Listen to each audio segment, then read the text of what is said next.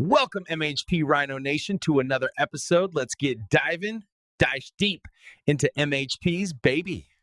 Welcome to the Deep Dive. Today, we are really tearing into some source material that offers a radical, maybe even brutal take on confidence, power, and psychological dominance. Yeah, this isn't your standard self-help fare. It's Yeah. positioned much more like a tactical manual, very strategic, drawing on ideas presented as, well, Machiavellian. Exactly.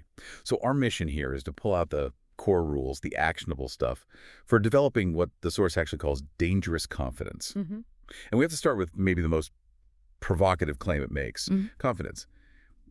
It's not a personality trait. It's described as a weapon, a tool of projection. The argument is that the world, people, systems, they believe the person who looks the most certain. It doesn't matter as much about their actual skill or, the truth of the situation. And that's what's immediately fascinating, right? That cynical framing. It just completely sidesteps meritocracy. Right. It's basically saying power doesn't often go to the best person, but to the one projecting the most certainty, which shifts everything immediately. It's all about performance, control, not necessarily competence. It forces you, the listener, to think about, well, how much does just being good at something matter if you can't project that you're the authority? Yes, exactly. And that projection, that authority, requires what the source calls a total identity shift. Moving from this default servant state It's a hesitant to react to it. to the ruler identity.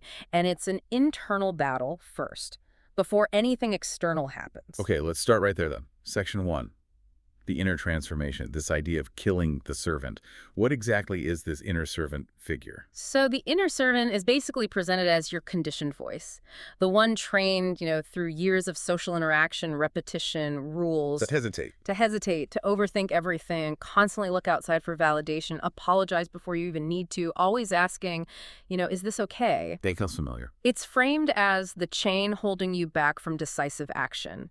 And to get free, that subservience, that programming has got to be, well, the source says, killed, obliterated. Okay, but how? How do you kill part of your own internal monologue? The source gives these really stark rules for, immediate physical inversion. They are stark. It's like psychological warfare on yourself, using your body as the weapon almost. So when that servant voice says shrink, make yourself small. You expand, physically take up space. Exactly. When you feel that urge, that need to explain or justify yourself. You pause. You just stop. Let the silence do the work. And the most aggressive one. When you feel that anxiety spike wanting to apologize, you hold eye contact, you stare instead. Wow.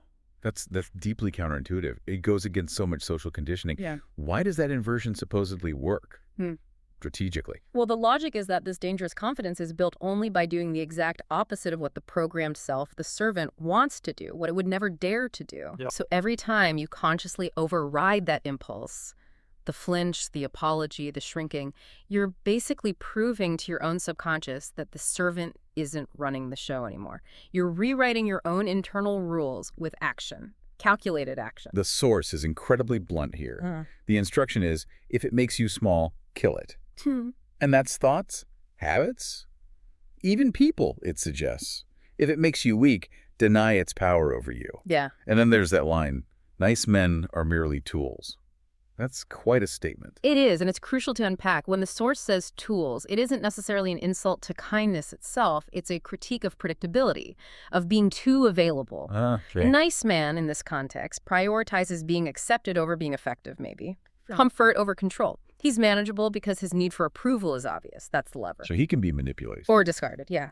The powerful man, in contrast, operates with calculation, precision, measured actions, always toward an objective, not just pleasing whoever's in the room. It sounds like moving from default social settings to pure strategic intent. Okay, let's shift then. Section 2. Projecting this externally. You've started the internal work, killing the servant. How do you project this ruler identity? And it's counterintuitive again. It's about stillness, silence. That's right.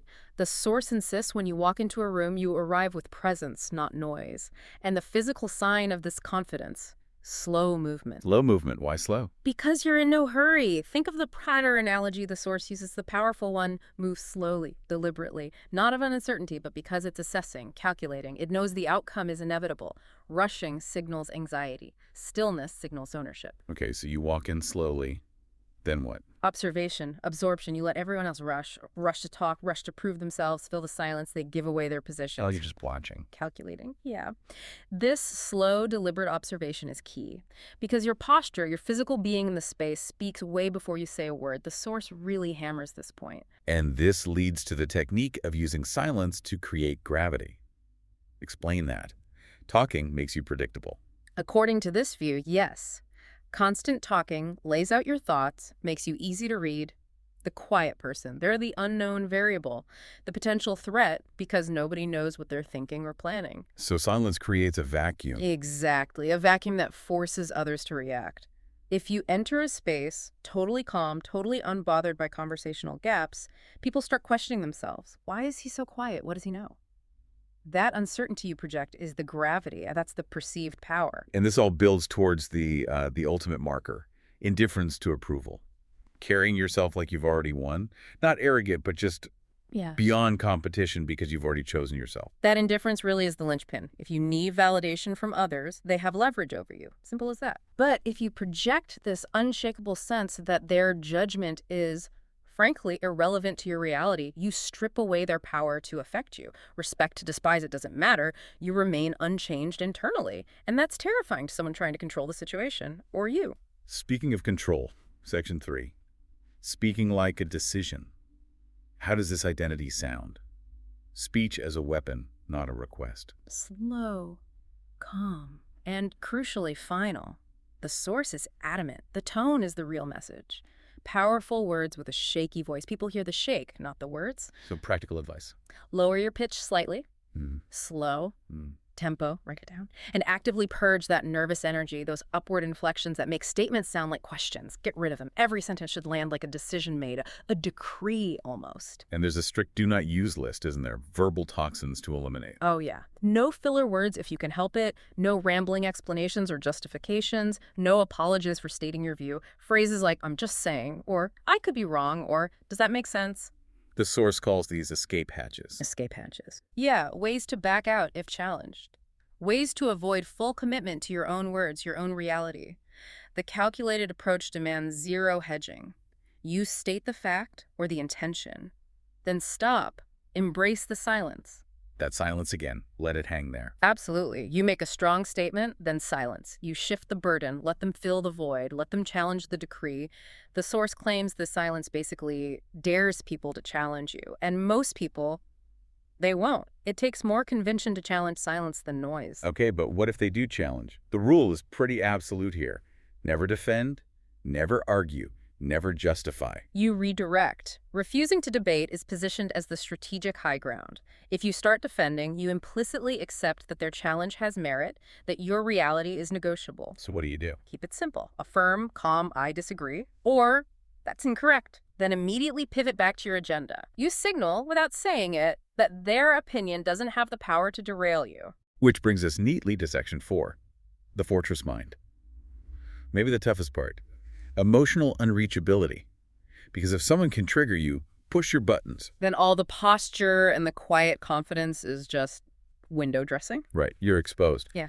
And this is where let's call it the ruthlessness of this philosophy really kicks in. Think about Machiavelli's advice to rulers. Avoid being despised, yes, but also avoid being held in contempt. Emotional dependency, being easily flattered, easily angered, makes you manageable. And therefore contemptible. In this framework, yes. Once people know what moves you, what gets under your skin, they control your tempo. They can manipulate you. And a manageable person, the source argues, is ultimately a disposable person. So the goal isn't to not feel, but to stop reacting based on feelings. Become the calculator, not the reactor. Exactly. Insults, praise, they're just data. Observe them. Extract the motive behind them. Why this insult now? What's the gain? Why this flattery? What leverage are they after? For a bit like intel gathering. Precisely. You train your mind to see these things as external variables, not reflections of your self-worth. You aim for psychological unreachability. You might feel anger, doubt, whatever. But you act on nothing unless it serves a strategic outcome. Your mind is a fortress. You control the gate. Okay, but practically, for someone listening, starting out, how do you begin to stop reacting emotionally? That feels huge. The source suggests the root issue, the virus to kill, is that deep human need, the need to be understood, to be validated, to be seen. That's our vulnerability. That's your weakest point, according to this. So the practical starting point, when you feel that emotional surge, pause, force yourself. Instead of analyzing the feeling it caused in you, analyze the motive behind whatever caused it.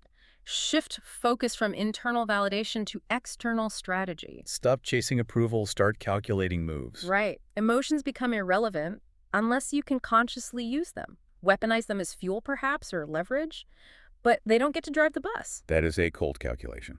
It is. But the logic follows. If your enemy or competitor or whoever cannot move you emotionally, what can they do? They can only watch you move with precision. That's psychological dominance as defined here. Okay, finally, section 5, weaponizing rejection. Because rejection happens. How does this calculated persona handle it? It's framed not as defeat, but as intelligence. Invaluable intelligence, yeah. A sign, maybe, that you were too available or too easily read before. And there's a 5-step process laid out to turn that perceived loss into actual control. Step 1. Never appear affected. Simple, but hard. Showing pain is a win for the challenger. Maintain the legend. Reframe it internally. You weren't rejected. They disqualified themselves from access to you. Okay. Step 2 involves absence. Strategic absence. Withdraw your presence like a weapon. Vanish. No explanation. No emotional goodbyes. No public drama. The silence of your exit needs to be deafening. Make them feel a void. Make them question the value of what they lost. Step 3 is internal narrative control. Right. Rewrite the story in your head. You weren't chasing. You selected yourself out of a game that was too small anyway. They failed the test of recognizing your value. This protects your internal authority. Step 4, convert it into control. How? Rejection gives you clarity. Pure data. It shows you exactly who is blind to your value and where your power currently has no impact. Use that data. Sharpen your image, amplify your value, especially in the areas where you were just shown a weakness or a blind spot. Which leads to the final step. Step 5, weaponize your comeback. This isn't just revenge, is it? No, that's the key distinction. Revenge is emotional, fast, seeks immediate satisfaction. This is calculated power. Slow, measured, seeks leverage. You only reappear when your success is undeniable, obvious, overwhelmingly visible. So they have to see it. They have to watch you dominate the very space they thought you didn't belong in, and crucially, offer no spite. No, I told you so. No reference to the past rejection. Simply demonstrate through your presence and success that you've evolved completely beyond their reach, beyond their judgment. So wrapping this all up, what does this deep dive mean for you, the listener? It's describing a total identity overhaul, really. Trading comfort for control. Acceptance for dominance. The final identity sketched out here is, unshakable, unpredictable, unreachable. The goal isn't being liked or even understood.